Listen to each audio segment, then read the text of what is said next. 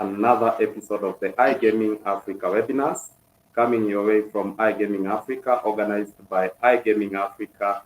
And today we are going to be having a very interesting discussion about responsible gaming standards and measures in Africa. This session is aimed at helping the continent to know how far we've come with the responsible gaming standards on the continent, so that we can know where we need to improve and as well know how we can do it to catch up with the rest of the world, which might be advanced in this sector. And I'm joined by a very knowledgeable panelists, list of panelists who are going to be sharing their insights on the same. So just to make an introduction, the session has been sponsored by Gaming Tech Summit Africa, who are organizing an event that is a regulators event on the 4th and 5th of June in Nairobi, Kenya. So you are all welcome to join them on that special day.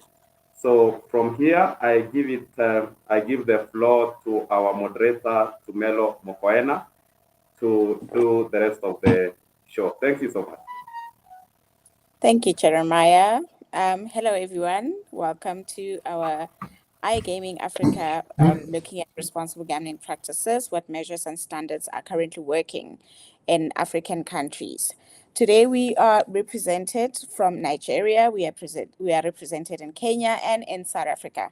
I am currently in South Africa, and I would like to ask my fellow panelists to introduce themselves, starting with Robin. Please introduce yourself to the viewers and tell us what you do and where you're from. Thanks, Demela. I'm Robin Bennett, Head of Compliance at the Western Cape Gambling and Racing Board. The department is primarily responsible for ensuring compliance of all license holders within the province. And by default, that would also include any activities related to responsible gambling. Thank you. Wonderful. Mr. Walden? Okay, my name is Weldon Koros in Kenya, member of the Responsible Gaming Federation of Kenya. Thank you. Thank you. Mr. Fisayo? Hi, good morning from Nigeria. My name is Fisayo Oke, and I'm the Chief Executive Officer at Kambulalat here in Nigeria. Oh, thank you for that. So I am Tumelo Mokoena, as mentioned, your moderator today for this webinar.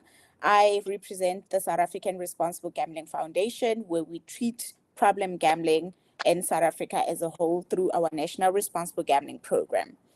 So my fellow panelists, I think we can start getting into understanding what is it that RG means in each country, seeing that we are from different parts of Africa. Responsible gambling or problem gambling is not a one glove fits all, and we all know that. So, Mr. Walden, if you could please take us through what responsible gambling means for Kenya and what problem gambling is understood as in your country. Okay, very much.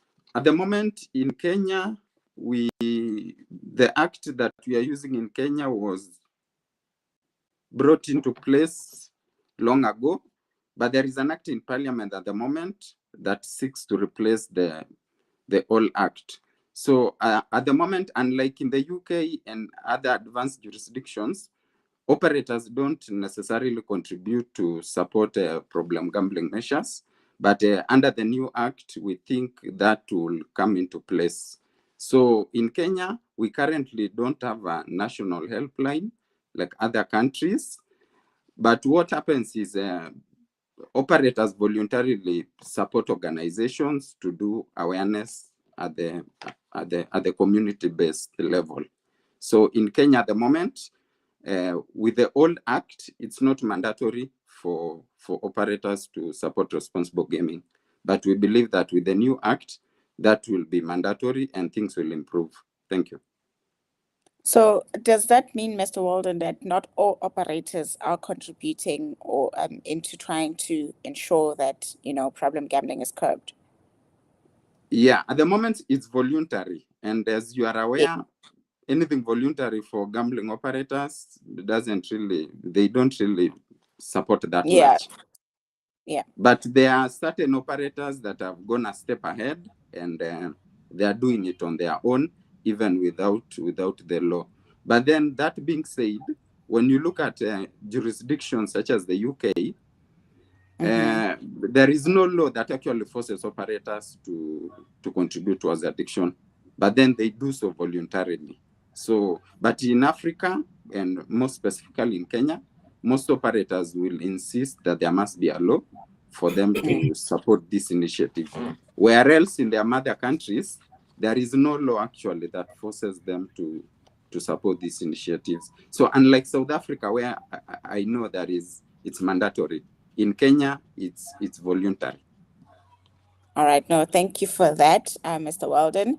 Mr. Fisayo, if you could please take us through what problem gambling is understood as in Nigeria and what responsible gambling means for Nigeria. Thank you very much, Tumelo. So for Nigeria, problem gambling, I would say it's a new concept for a lot of gaming operators, and in fact for regulators. It wasn't something that campaigns were done around before now.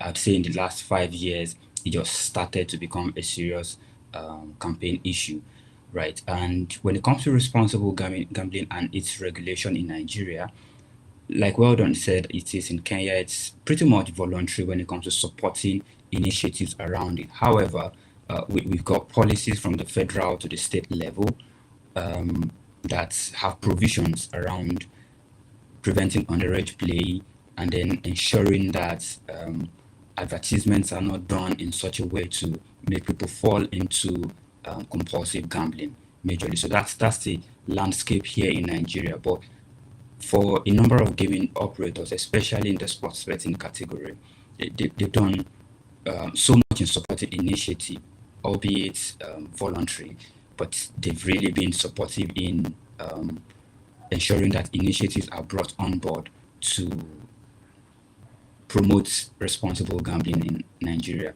Of course, the Association of Nigerian Bookmakers that we work hand in hand with, they're currently working also with regulators across board to ensure that policies are made in concert, such that regulators don't bring in policies that would, at the end of the day, stifle the business in the name of promoting responsible gambling. That's what the landscape looks like in Nigeria. No, that's interesting. And now you speak about policies and you guys have having regulations. I wanted to understand like in South Africa, right? I think Robin Bennett will speak into this mostly. We have what we call the National Gambling Act. Is that perhaps maybe what Nigeria would have as well? And if you guys do have the National Gambling Act in Nigeria, when last was it amended? Right. So we currently have different states, unlike they have in other countries, we have different states regulating gambling in Nigeria. And therefore, there's no one single law that regulates the gaming industry. As much as we have the National Lottery Regulatory Commission with the act that governs it, as much as other states also that have their different laws around gambling. So there's really no unified law around gambling in Nigeria, right? So when it comes to responsible gaming, I know very clearly that the last amendment that was submitted before the National Assembly was done about 2 years ago. That's the new bill that introduces a whole lot of concepts into the regulation. And there's already a part there that says so much around responsible gambling and what operators need to do around responsible gambling. So now, would these responsible gambling measures and standards within the different state laws be the same within those different state laws? Well, so it's hard to say they would be the same because it's not something that already obtains. It's in the pipeline. It's in the works. Right? So we can only hope that it would. What we are doing as an organization is to ensure that we influence policies, to ensure that even though we have different states with their different laws and then the federal with its law, it does not at the end of the day affect the punters, which is the primary objective. Absolutely. So would you say that there is a need for a unified law for the country when it comes to responsible gambling to ensure that the punters are protected? You're asking if there's a need? Yeah, I'm saying, do you think that there's a need for a unified law when it comes to responsible gambling measures to ensure that all the member states and their different laws have the same law when it comes to responsible gambling that protects players? Absolutely, absolutely. I believe that not just for responsible gambling now, anything around the gambling industry requires now something unified, because at the end of the day, that's the only way that the industry can move forward. So when it comes to responsible gambling also, yes, I believe that there needs to be a unified front as regards regulation to ensure that players are protected. I mean, that has to be done so that you don't find operators across board doing things differently. So you have measures in this state and you don't have in this other state. So I believe that a unified front is very important.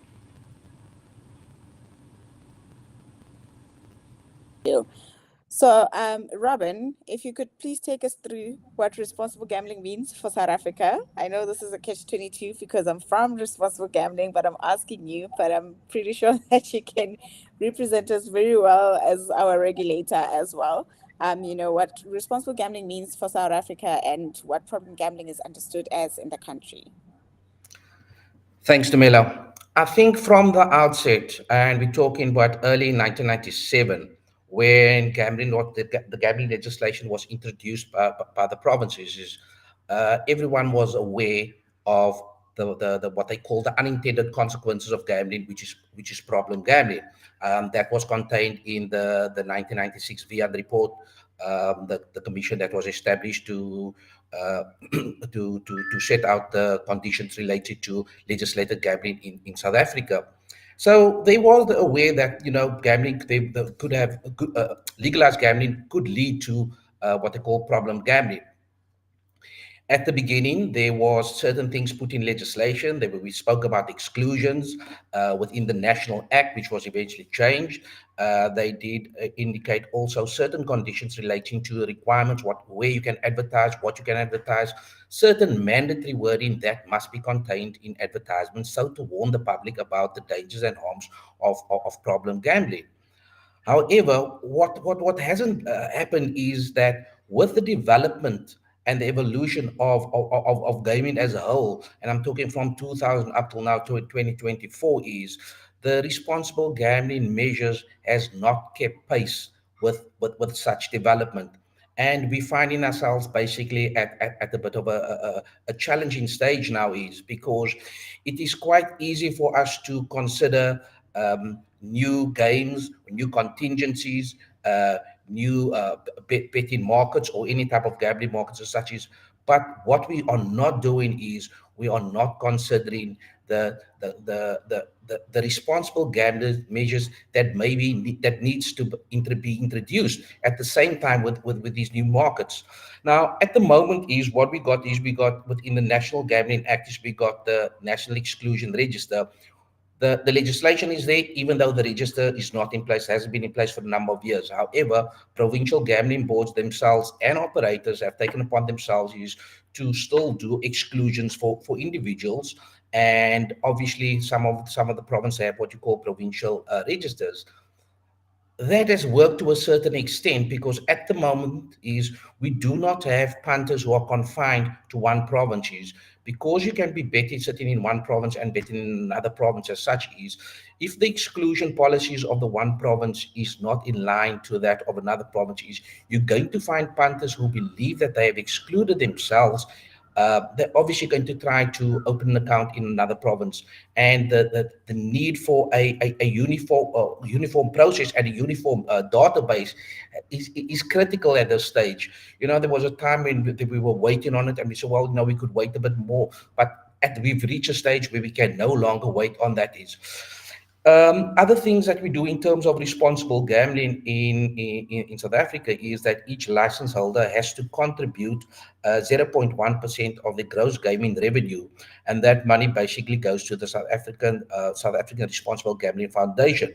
The foundation basically utilizes that money for treatment and counseling, because the people who require treatment, they get the treatment for free. Treatment and counseling, I think it's education, and then training and awareness. And the SARGF basically does the bulk of that in terms of awareness through the country. That is something that at the moment, in my belief, needs to change. And more onus have to be put on license holders. So these are the type of things that I'm talking about. Is we've had all this development in terms of the markets are growing, is but responsible gambling has been dragged along as a little bit of a side issue. We've reached the stage now is where responsible gambling has to be up there.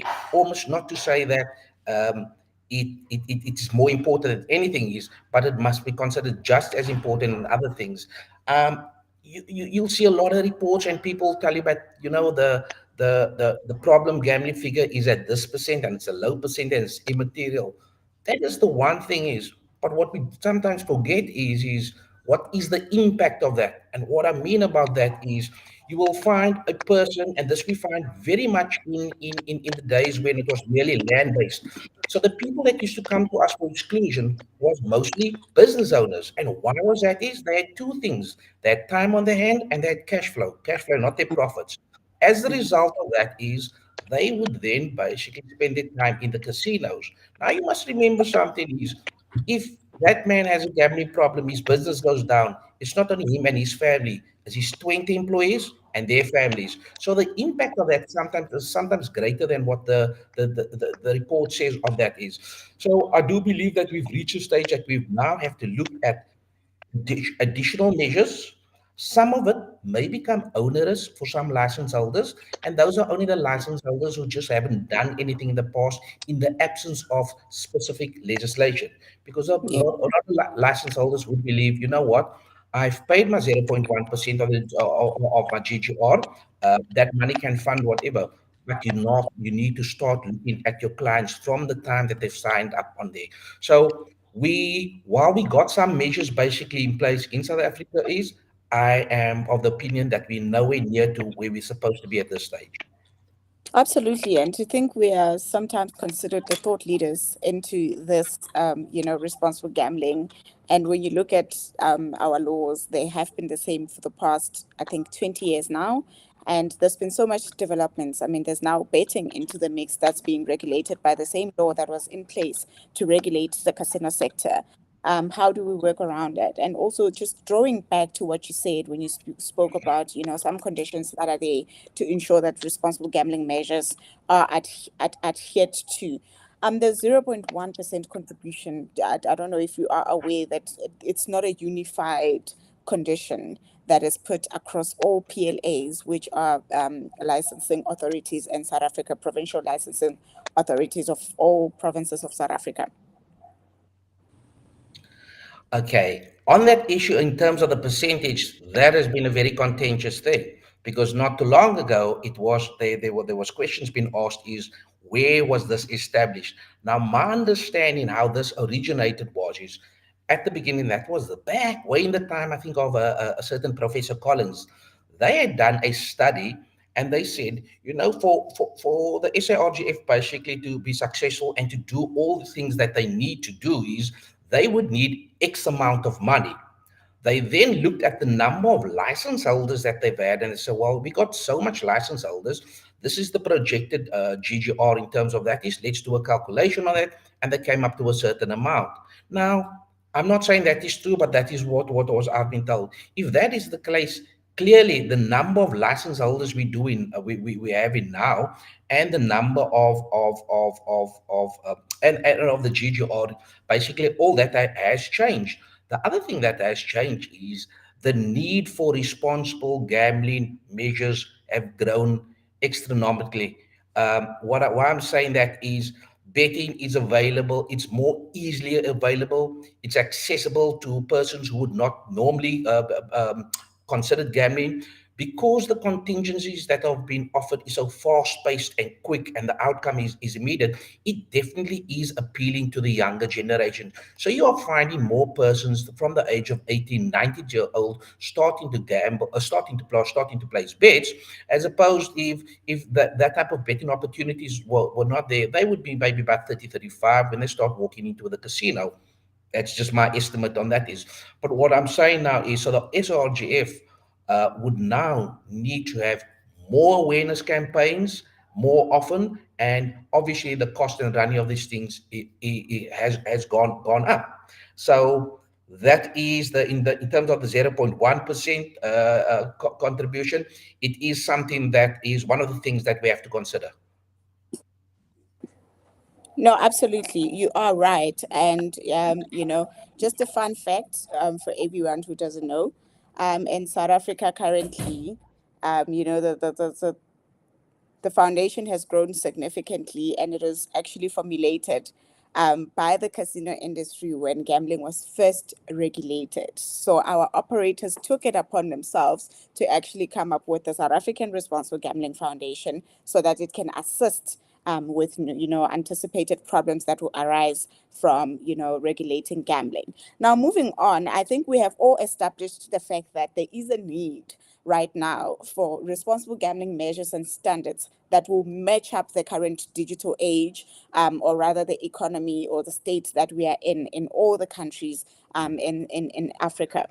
So since we have established that, my fellow panelists, I wanted to ask you, how do you think we could integrate technology, considering that the face of a gambler has changed as well? We have moved from the elderly to the younger generations to tech savvy, from land-based going into, digital space using cell phones and betting and all of that. So how can we use technology in our, gambling space to ensure that we enhance our responsible gambling measures? Weldon, I think I'll start with you on this one. Just repeat the question again. How can we use technology to enhance, our responsible gambling measures and curb problem gambling in our countries? Okay, at the moment in Kenya, I think we need to adopt some of the technologies that are used in more advanced countries, because for us in Kenya, we basically tend to look at the UK, the best practices that they do. So for us at the moment, what we are trying to do is we are trying to emulate a layered approach in tackling problem gambling. That is the use of a helpline alongside self-exclusion, blocking software, and other technologies, because we think that the use of a layered approach has been proven to be more effective in advanced jurisdiction. The problem is that some of those tools are actually not available in Africa. Even if when they are available, we face challenges such as technological differences. For example, when you look at the type of devices used in Kenya and the ones used maybe in the UK, it's different in terms of technological advancements. So we have a long way to go here in Kenya, but with the new act, I think we will catch up soon. So for me, I think some of the technological approaches is the use of a helpline, blocking software, and unified self-exclusion. At the moment, Kenya uses a physical register where you write to the regulator a physical letter. They do an affidavit by a lawyer that is cycled to all casinos and operators. But that has proven to be ineffective. And also, sometimes it requires costs. And we are a third world country. Most people can't really afford the costs associated. So, yeah, that's on me. All right, thank you for that, Walden. Mr. Fisayo, how do you think we could perhaps use technology to enhance our responsible gambling measures and curb problem gambling in our countries? Thank you. So I'll start with the self-exclusion where Weldon stopped. I think that's number one in terms of preventing problem gambling. If you're able to identify by yourself that you may be going above board, you should be able to, on the platform of the operator, exclude yourself from continuing to participate in gambling. Also, there's need for algorithm on the system that tells how long a person has spent on the platform, and then a pop-up message to say, look, you spent this amount of time, you need to cool off, right? I believe that that's going to really assist. Of course, there are also other artificial intelligence measures that you can implement on your platform to ensure that players, you can easily detect when a player is going above board and you are able to intervene. That would help in the prevention, right? And also, it's when it comes to unified self-exclusion, like Weldon was talking about, you're able to also across board, across different operators, once a person is excluded from this particular platform, it doesn't go back to a different platform to play. That way, we're able to rescue a lot of persons who are beginning to lose control of their gambling. From me, so I think algorithm, artificial intelligence, self-exclusion, those are ways to reduce problem gambling in Nigeria. But when you speak about the system algorithm, I mean, I would believe that the algorithm currently exists. I mean, you scroll on your phone and you get targeted for advertising, or sometimes you scroll on TikTok and then, some platforms rather, and then you get to see similar content, meaning that algorithm currently exists. It's just a measure of now, a thing of just putting in an intervention using that algorithm. So now I don't know. I think it becomes a question of who is now meant to implement that, because the algorithm doesn't sit with the regulators, because we can't see the player traits and how they play, and their footprint digitally. So then I'm not sure how, as countries, we can be able to have access to that, because there are some of the things in South Africa, Robin, sorry, if I can bring in Robin, when it comes to algorithm and tracking a player behavior, we are binded by POPIA, right? The Protection of Personal Information Act. So how do we then find a way to be tracking and seeing player behavior without, hindering or breaching any act that protects the personal information of the player? Thanks to Melo. Currently, what happens is that the license holder would get at the onboarding of clients, they would agree to the collection of the information. That would be with some license holders. In the case of what was discussed now is where the information is being collected by a third party, that would become a bit challenging because at the moment is the license holders getting the information themselves. So if we should go to something where it is a requirement for license holders to have certain software to do certain information, we just got to be very careful about that, imposing things like that, because I think there might be other ways to achieve the same objective, which becomes, let's call it, less intrusive as such. There has also been reports regarding the collection of information of individuals and then the consequent engagement thereof, because it's not going to help anyone if we are collecting all this individual information of the player. It's giving us certain indications about certain things, but then there's no step after that. There has to be a step after that. Is my belief is always that, you know what, if you're going to have a discussion with any player, you have the discussion while he's still socially enjoying the game. It's a much easier discussion to have. When you talk to him about problem gambling, you can talk to him about responsible gambling, tell him basically what the difference is. Then there is no issue. That person is so much willing to have that discussion. The minute the person crosses over the line, become an at-risk player or even a problem gambler, is you wouldn't want to hear those type of things.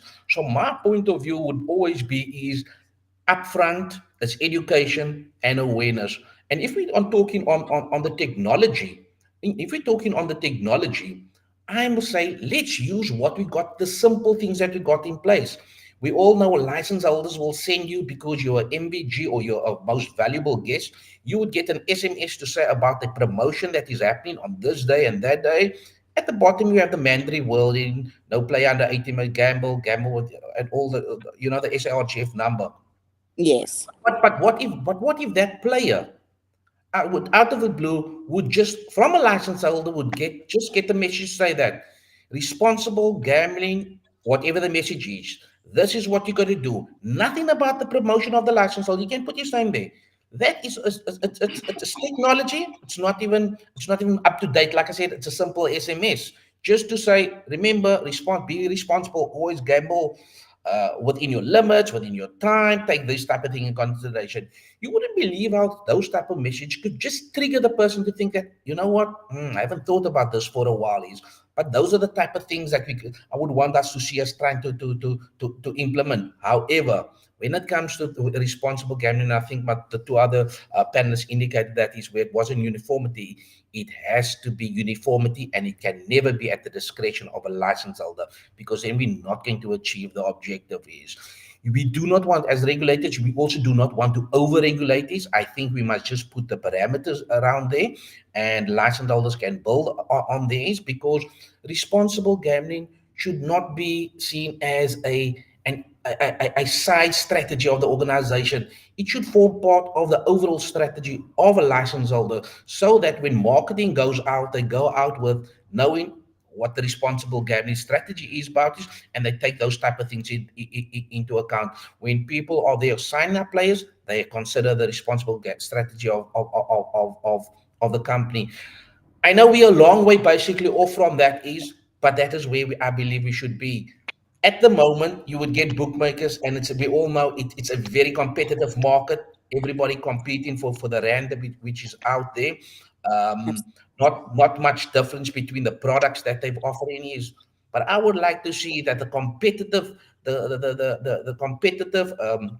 stick which the license holder has is because he has the best responsible gambling measures. Like players must be drawn to that is, so when they advertise, they will talk about the responsible gambling measures as opposed to the products we're offering.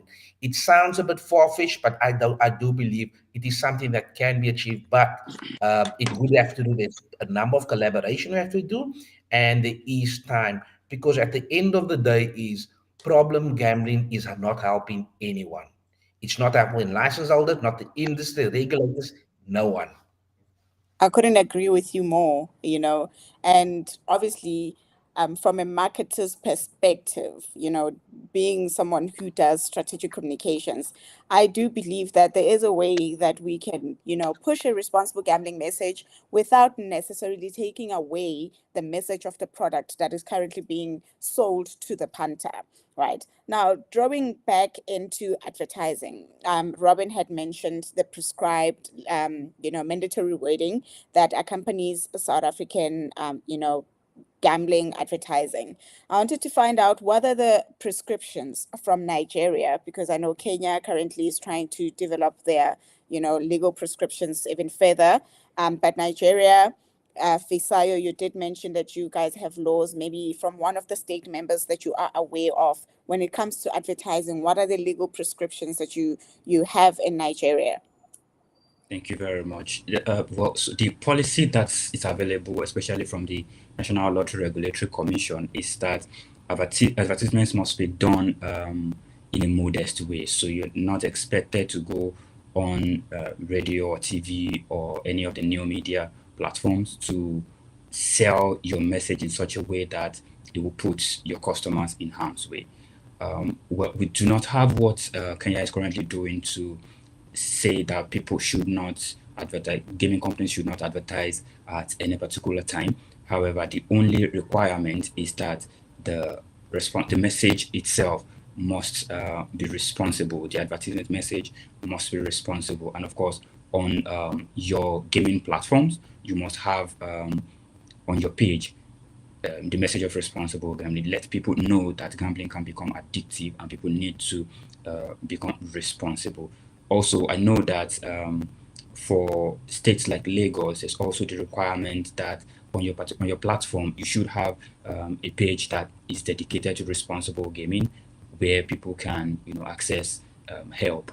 That's the only provision we have around advertisements in Nigeria. All right, no, thank you. Thank you for that, Fisayo. If I can have all my panelists back on screen, I just have a little something to ask them, right? So listen to this. National Responsible Gambling Program toll-free counseling line is 0800 Winners know when to stop, not for persons under the age of 18. If you were a punter and you hear an advert and then you hear those words, what would you think that number is for? Just take yourself outside the gambling space and the fact that you know what that number is for. But imagine yourself as a consumer that knows nothing about the gambling industry, and then you hear that after an advert that tells you that you could win big, you could be a millionaire. What would be your takeaway from hearing that? I think for me, I'd be more focused on the possibility of winning than the remaining part of the message. Walden? I didn't actually get the whole, what, can you repeat slowly? National Responsible Gambling Program toll-free counseling line 0800-006-008 or WhatsApp 076-675-0710. Winners know when to stop. Not for persons under the age of 18. Licensed by, let's say, Western Cape, Gaming and Racing Board. That's the mandatory wording in South Africa. So what's your takeaway from that? My take on that is on a basic level, I think it's good on a basic level compared to where we don't have anything like that. So we have, that's like 50% tick. But then the problem is that it's enjoined with the advertisement, which sometimes the consumer tend to focus on the gambling advertisement rather than the responsible gaming message. So for me, I think it will work best if they are totally separated, such that the consumer is not clouded during the advert. It's my basic understanding of that message. What we are trying to do in Kenya at the moment is we are trying to separate actually such messages. Like, for example, when you deposit money to a finance company, for example, we are looking at that country, it can trigger a responsible gambling message. So if today I deposit money to a gambling company in the morning, the moment my money reflects, auto triggers a responding SMS to my line. So the SMS won't come from the operator, it will come from the payment provider. So that way, then you tend to separate the two. I'm not sure if that's possible in South Africa, but then with our payment model in Kenya, it's actually possible to separate the two messages. Thank you. I think this one, I don't know, Robin, do you want to say something, or I can pass you on this one? No. I'd like to respond to this one as well. Your initial question, what is your first thoughts? And I'm just going through our experience in terms of the fund. The first thing is that is the query line relating to that. If you've got any queries relating to this price, that was it. Alternatively, it is the complaints line about this, if I have an issue. So and that mandatory wording at the bottom, which is required to only take up a small percentage of the actual advertisement, is one of the things that has been around for X amount of years. And it's one of the things that we have to consider changing.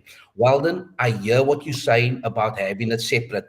And I agree with you 50%. What I mean about 50% is I would also like it to be, like I've indicated previously, a specifically a responsible gambling ad by license holders. On its own, standalone, no reference to any promotion or any product that they got. That's the one thing. However, when you do the gambling advertising, there needs to be this type of warning. But what we have at the moment is not sufficient. I mean, you know what I've once considered, we haven't put it in writing yet, is to actually start off with a responsible gambling message and you end off with a message. I know that's going to be very difficult to get past license holders, but just think about it. Many times you're watching something on television, even the news, and they say the next scene is not for sensitive viewers or children under the age of 18 because of the scenes and things like that. So you're giving that warning thing up front, and the person knows already what they're going to basically see. So things like that we have to consider. But Tumelo, I agree. The wording, I do not believe that mandatory wording is achieving what we initially intended for it to achieve. And absolutely, Robin, it may have achieved it initially when gambling was legislated. But with all the changes that have taken place, it wouldn't be effective, or rather it has proven not to be effective currently. And Weldon, I really like the idea of, having the finance provider sending a responsible gambling message. However, I do agree with Robin as well that the responsible gambling message shouldn't be separated from the main, product message from the operator. I think what we actually need here is a rewording, and words need to be tested to be to be proven effective, obviously. And it shows that in Africa we still need a lot of research, because we are working in a space where we are adapting information and laws from other countries into our countries, and we don't really take time to understand our landscapes, to understand our environment and our people and our economy and our consumers as well, so that we can best put measures and standards that are suitable for the people in our countries. So that's the problem that we have at hand, and the message does need to be rechanged. I mean, if it was starting off as a gambling problem hurts, should you be affected, for treatment and counseling, call the national response. It has a call to action, and it tells you what the number is for.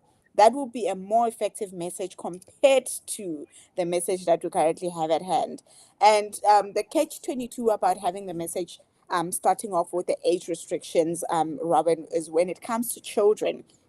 As someone who understands really the psychology of children, children may hear that and want to partake in it. That's the response that children give, because they become curious. So that also would be a kind of a tricky one. It would have to be tested to see if it would work. I'm currently doing research on it. Hopefully that maybe in the next session that we might have, maybe in the next 2 years or so, we're going to have a way forward and better recommendations when it comes to this.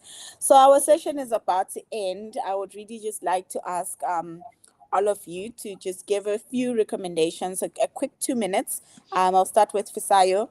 What recommendations do you think we could put in place to ensure that perhaps maybe in Nigeria, because I will tell you for sure that responsible gambling and gambling regulation is not a one size fits all. It's according to the country and what's happening in the country. I think we've all established that on this platform. So what recommendations do you have for the regulations and the measures and standards of responsible gambling for your country? I think the first for me would be having a unified framework around responsible gambling. As I had mentioned earlier, for Nigeria, the regulation is proliferated. So you have 36 states plus the FCT, that's 37. Imagine having 37 regulations around gambling. Now, so there has to be a unified framework around it. There has to also be a unified research work in Africa when it comes to responsible gambling. I believe that if we have a coalition amongst the African countries, African regulators, we're able to do a lot more in ensuring that now there are gaming companies that are already registered and licensed who you can use your regulation to tie to responsible gambling. How about those who are not, who are still able to, permeate into your country and do business? Apart from having a problem economically to the country, it could also be a responsible gaming challenge for you as a regulator. So when we have such unified framework, we're able to, automatically exchange information, and then that way we're able to protect punters. For me, I think that's it. Absolutely. Now, I couldn't agree with you more, especially on the unified research in African countries as well. I was at Graph this past week, and there were certain countries of Africa that were present and some were not. And it just shows how, as a continent as well, we are still not unified. And we are working in silos when we should be working together and trying to find research and understanding our continent and our consumers and our punters. Weldon, what recommendations do you have for Kenya when it comes to responsible gambling measures and practices and legislation as well? My recommendation is we should adopt the best practices, since the people who actually promote gambling in Kenya, I can say 90% of them best way and Malta. So we need to country and the best practices and more or less copy, but then we need to modify to meet the local one of the conversation in the UK, like affordability test discussions. If you bring the affordability test discussion in Kenya, it means that 80% of the population cannot afford to gamble because they move with less than $1 a day. Most population.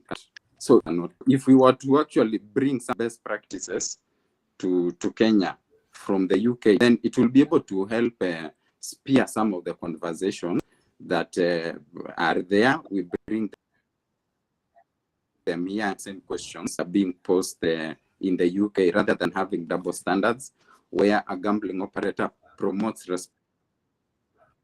responsible gambling. And when they come to Africa, they ask you that where is the law that forces me to do this? Yet there is no law in their home own country. So for me, we need to look back in the UK, then come back home and now remodel it to fit the local population. Thank you. No, absolutely. Thank you so much. Robin, what recommendations do you have for responsible gambling measures and practices as well as regulations in South Africa? Okay, firstly, I think our concentration should be specifically on responsible gambling as opposed to problem gambling. I think there's been a lot of confusion regarding that.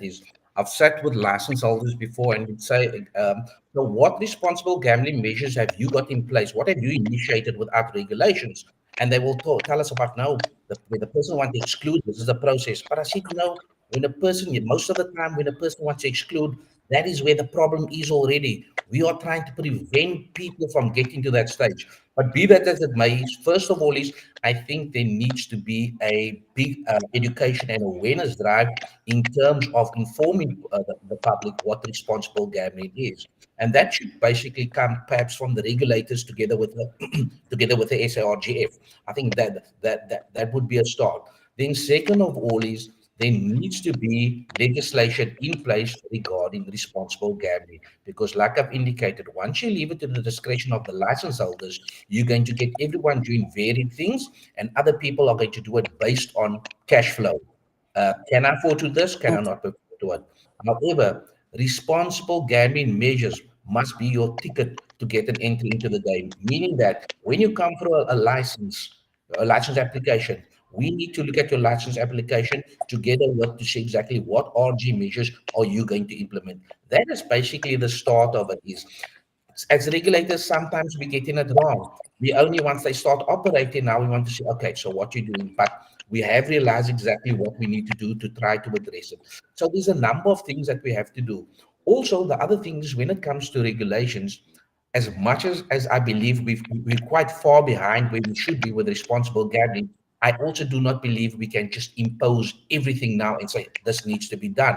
Because you got to be mindful of two things. Number one, over-regulation can make a business no longer viable. It's best to introduce it within a phased approach and over time. And second of all, is over-regulation can also lead either the players or even maybe license holders into what we call the gray or the illegal market. And then that's another further problem. So we got to make sure that the measures that we introduce achieve the objective as opposed to the opposite, because the problem gambling is another issue in legal market. And that's the other thing I want to talk about. That's the other fight. We cannot do this responsible gambling measures in isolation. We got to be mindful of the legal market and we got to tackle that at the same time, because it doesn't help anyone if we're doing addressing everything in the legal market in terms of problem gambling, but there's a whole host of people in the illegal market that nobody's basically looking at. There has to be a certain level of buy-in of license holders in terms of what measures we want to introduce. I think even as Camilla, you've mentioned about, we different countries, we've got different cultures. There are certain standards. I think there is at least a couple of things which is uniform across all regulators in Africa in terms of saying that, we all can introduce These are the minimum standards we're going to introduce.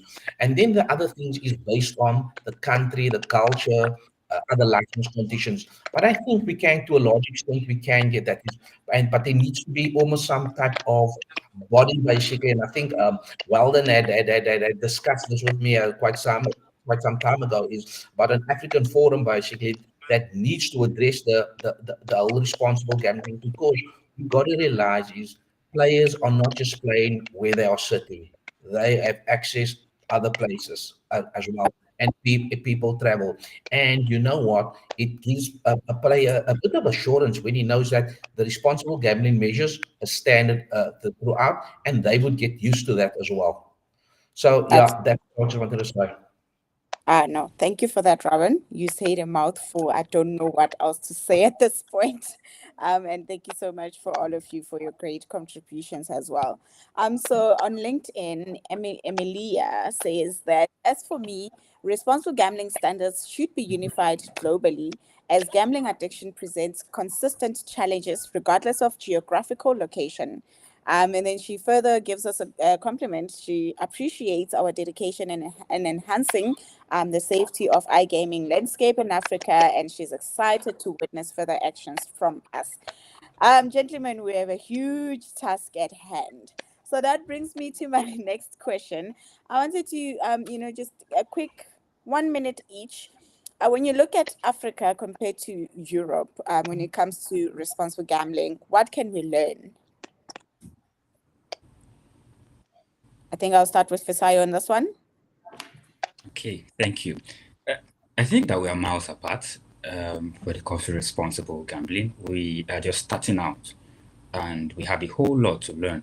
First is that, as we have said, have a unified front around responsible gambling. When the dedication is the same, I believe that we can do things around responsible gambling that are peculiar to our sensibilities in Africa, right? So once we are sure that a lot of other African countries have this understanding and are willing to commit to responsible gambling, there are a lot of measures that can be put in place, technological measures, regulatory measures. In fact, the operators themselves would be willing to do a whole lot more when we've gotten it right and we've seen the dedication from the regulators. Absolutely. Weldon, oh well, he's still not For back. me, I think. Or they have. For me, I think what we can learn is having a unified front. In Africa, we are very disjointed. We are our own enemies. We tend to sabotage ourselves, which gives actually the illegal operators a chance to operate really in it. When you look at the UK is composed of England and Wales, but they have one web chat platform, one helpline.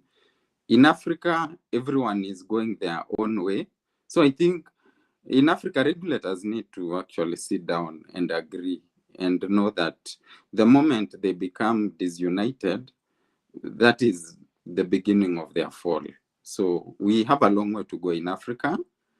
And I believe that in the next 5 or 10 years, we should be able to catch up. What we really need more than anything else is unity. We are already divided for almost 47 countries, some countries with very small populations, and each one has its own currencies. In fact, in Kenya, someone can't gamble in South Africa because of the currency barrier, but they can gamble in the UK because the UK is much more unified, and they have, I think, the currency there. It's easy to deposit money in the UK than even to deposit money in Tanzania, for example, or Uganda. So you can see some of the technological advancement and some of the things we do, we tend to. So I think we can learn is having a unified.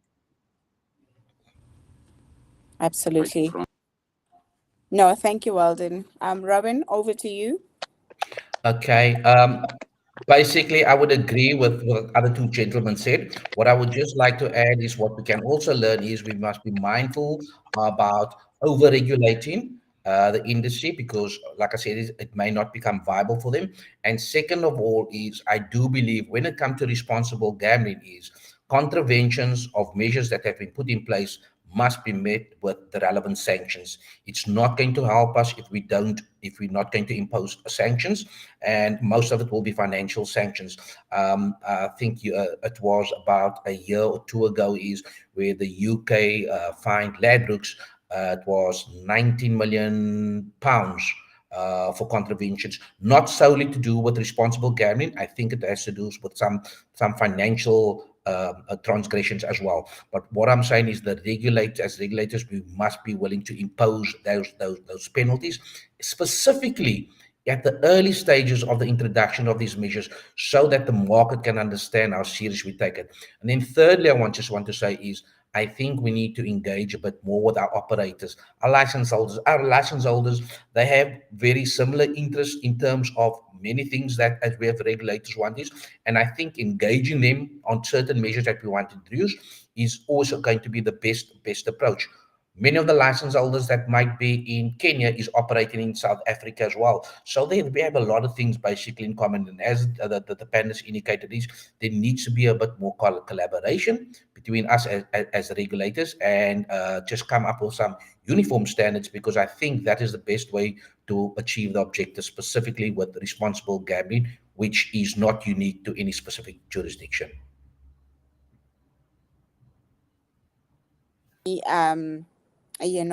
When I look at Europe compared to Africa, I mostly, as a researcher, also working in the industry, especially with the vast interest that I have in the marketing perspective, that has not really been looked at from a marketing perspective. It has been looked at from a psychology perspective, and it has also not been looked at from an African perspective as well. I did notice in me doing research that Europe has a vast research, and I think that would be informing why they are so unified and the regulations would be unified at the end of the day. However, I do believe from what I've seen and research that the standards and the landscape is not the same in Africa as in Europe.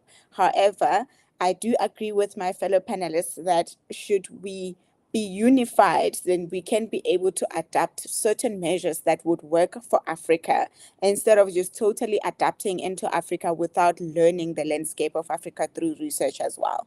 So we are close to our closing. We are about to close in 2 minutes. My fellow panelists, I'm just going to give you each 30 seconds, just a sentence of your closing remarks, just one sentence. Okay, so I think I'll start then. If you allow. I think my message would be to both the regulators and the operators, and it is for them to realize that the sustainability of the gaming industry is actually hinged upon responsible gambling. So when you do CSR projects that are not targeted at responsible gambling, it feels as though you're leaving what is important for the trifles. Okay. And Walden? Just one sentence. My message goes Josiah to gave me... actually the... Yes, sorry. Walden? My message goes to investors who put money into Africa. You do have a responsibility to ensure that the people you invest in promote safer gambling. Some of them are actually spiraling poverty in Africa instead of promoting responsible gambling. And also to the investors, at least once in a while, visit Africa, see the type of customers you do have. I think it will help you to actually understand the problem we have. Thank you. Yeah. Thank you, Walden. Robin, one sentence of your closing remarks. I would just like the license operators to embrace whatever regulatory legislative changes we are going to introduce to responsible gambling. And then on top of that is introduce their own initiatives. And then they'll come to the conclusion that that would be in the best of the industry to introduce that. Yeah. No, thank you very much. My closing remarks is responsible gambling is a unified effort. It's a collective, does not lie with the operator, with the regulator. It's a unified effort to ensure that the gambling ecosystem is sustainable. Jeremiah, could you please come back to give us final remarks and acknowledge our fellow panelists plus our sponsor? Thank you. Yeah. So thank you so much, Tumelo, for a well done job. You've moderated the session really well. We've managed to learn a lot. I think it's a lot that I didn't know about the South African ecosystem, the Nigerian one, and I'm happy that I, together with those who are listening in, have managed to pick a point here or there about this very, very crucial topic. And especially on the point of ensuring that we try to work together as countries in Africa to ensure this is happening, like the measures and standards across the continent are more of similar. We don't have to do things very differently. Like Kenya is doing their way, Tanzania their way, Uganda their way. Africa, I believe, is still a developing country, continent, and we need to learn from the developed democracy. So I thank you all for accepting to be part of this session. I remind our followers or those listening in that we do this every first Friday of every new month. So stay in put for the next session that will be coming your way in the coming months. So I will also like to thank the sponsors for this session, Gaming Tech Summit Africa, who are organizing a regulators conference in Nairobi, Kenya from the 4th to 5th of June, 2024. So be sure to join us. Thank you so much, everybody, for tuning in. And for our panelists, I will see you again very soon. Thank you so much. Thank you.